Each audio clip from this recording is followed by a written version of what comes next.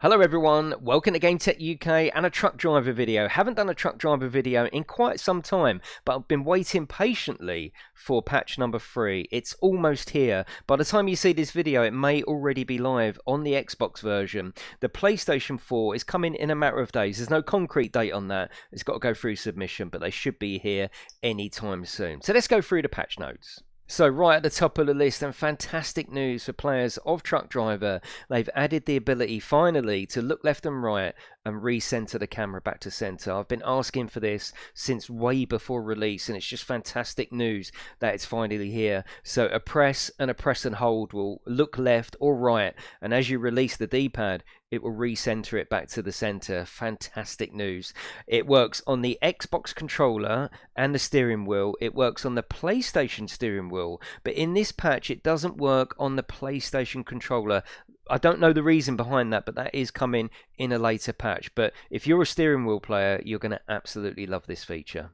There's also been more tweaking to the David Sung mission as well, so you don't have to break the law and crash into everyone just to complete those missions. Also, there was a bug with the sat-nav not showing up the route. That has now been fixed. They've also fixed the rain as well. A lot of people were saying in the last patch, we want more rain. We don't see it very often. So they increased the duration of the rain, but I think they increased it too much and it was raining all the time. It was also raining inside the cab as well, which they've now fixed. I'm not a big fan of the rain in Truck Driver. The wipers don't work. I think it takes away more than it adds. So the fact that it's raining less is good news in my opinion, and it was also stopping me streaming the game as well because I didn't want to play it in the rain constantly. So now that's fixed, I can get back to streaming the game. They changed some of the sensitivity and steering options and the force feedback of the steering wheel. They've also fixed the inaccurate reading of the speedometer, so that's good. A lot of people were noticing that you were doing one speed, but your speedo said another, so that's great. Now that's been fixed. Also, the low and high beam on the dashboard has been fixed as well.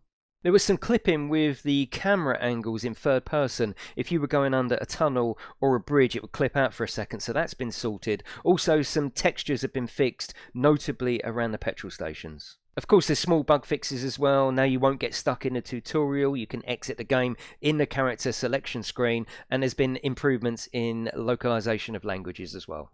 So as I say, by the time you watch this video, this may already be available on the Xbox and, like I say, in the coming days on the PlayStation 4. I think it's a good patch. Some of the bugs that they fixed, like the rain and the timed mission and the sat-nav, are all very, very needed. The fact that they've put in that looking left and right has just made me so happy and makes me want to play the game.